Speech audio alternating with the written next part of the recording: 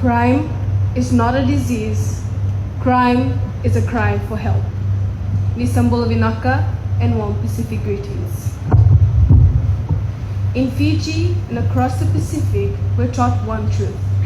Before we learn to read, before we learn to count, before we learn the laws, we belong together.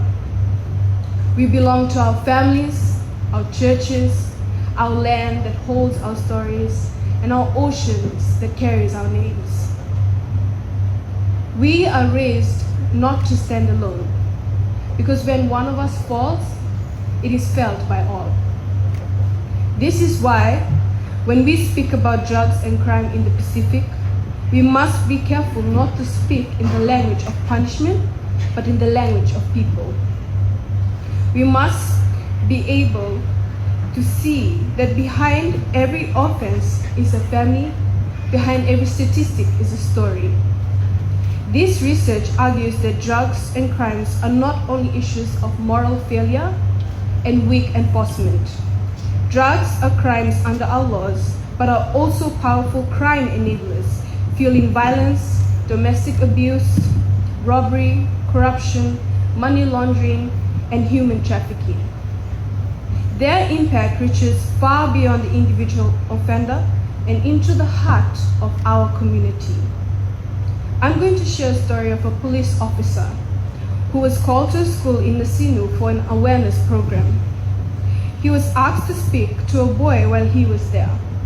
The boy had been labeled a bully. Too angry, too quiet, too difficult. Teachers spoke of discipline. The officer did not threaten, he did not accuse. He asked one simple question. Oikusa katalau mai na matakni kua? Which translates to, did you have breakfast this morning? The boy, he broke down, crying. Not because he was guilty, but because he was hungry. He lived with his grandmother, and some days there was no food. Hunger lived quietly in that home. In that moment, the officer did not see a bad child. He saw a child who had been carrying far too much for far too long. This is where many conversations about drugs and crime go wrong. We react to behavior instead of responding and listening to the pain. Because in the Pacific, crime is rarely where the story begins. There's more to it. Across the Pacific, crime patterns remain confronting. Offenses against property continue to be the most common category, with 8.5 cases in the year 2024 and decreased in the year 2025 to 6.3K. These figures reflect survival stress, opportunity, and unmet needs. Offenses against persons remain high, with over 4.7 cases in 2024 and more than 4.5 in the year 2025. Assault causing actually bodily harm dominates this category, occurring within homes and our communities, and frequently intersecting with alcohol and drug use.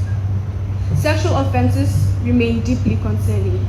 Rape, sexual assault, indecent assault, and offenses involving minors continue to affect hundreds of victims each year. These are not just legal violations, these are trauma carried by families and their communities long after cases have closed. Police officers see this reality every day. They do not just walk into crime scenes, they walk into households.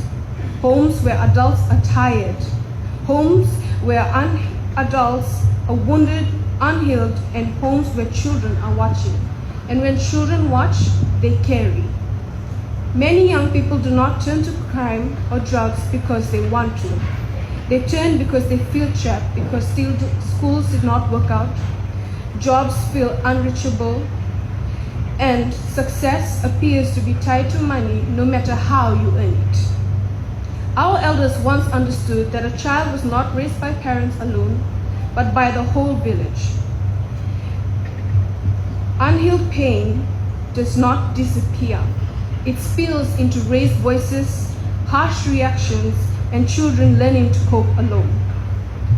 If we are serious about addressing drugs and crime across the Pacific, we must act in unity.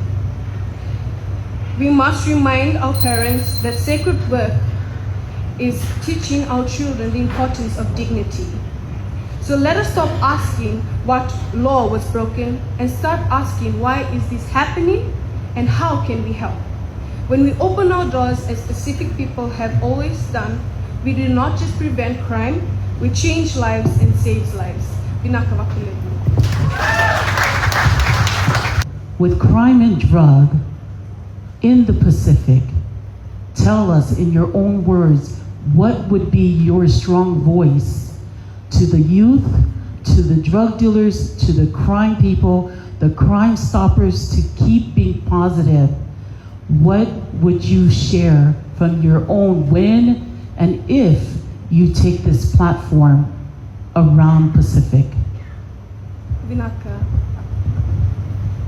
if given the platform and the responsibility to be able to speak on such an important issue, an issue that is experienced in every single country, the main focus I would make people lean towards and see is the importance of focusing on the solutions rather than the issue.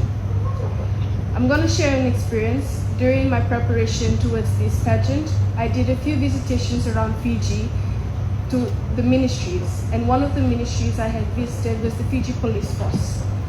And during my session, one thing that was emphasized to me was awareness. With these issues around the world, the solutions are there. The problem is we give our attention towards the issue rather than the solutions that are available. So what I would do is emphasize and empower and advocate on awareness, equipping our people with the knowledge, and the importance of knowing, going back home. As Pacific people, our foundation is our families, our roots, where we come from. And if we're able to teach our young and our children from the first day that there are better ways to go about life, those values we instill with them, they'll implement it in every decision they make in life. And I believe that's a way we can help counteract these issues is by changing the mindset towards it. Helping people realize that there are better ways to go about living life and making money. Because as I had mentioned in my research topic, one of the main reasons that was shared also by the police officer that spoke to me in Fiji, they found out that one of the main reasons a lot of these youths and people commit crime is because they think it's a need. That's the only source and the only way they can go about it. So I believe if they're rooted and taught at home the importance of trying to make a positive impact in their communities rather than trying to find the easy way out, it would make a huge difference in our societies. Thank you. If you were the newly crowned Miss Pacific Islands, understanding, based off your presentation, that combating crime and drugs in your communities is a whole of country coordination program, who would be the first 3 partners that you would approach to come up with a solution, and how would you ensure sustainability of that approach? Vinaka. So there's actually an initiative that has already been implemented in Nasinu. Nasinu is the town that I represented to the Miss Fiji pageant, and it's called the inter-agencies. And the 3 main people they approached was the council, the police, and the churches. They created this space whereby these 3 groups work together to empower the youths in the community, providing them with the jobs, providing them with the knowledge, providing them with encouragement and the support. In Fiji, majority of offenders are youths, and that ranges from the age 18 to 35, and I believe that's around the Pacific as well. And with youths, a lot of the youths do commit crime because they feel they don't have support. So having support from their communities would play a really vital role in helping change their mindsets and their behavior towards things around them. The interagency focused on providing opportunities and alternative ways that can be done to help empower our youths and equip them with knowledge.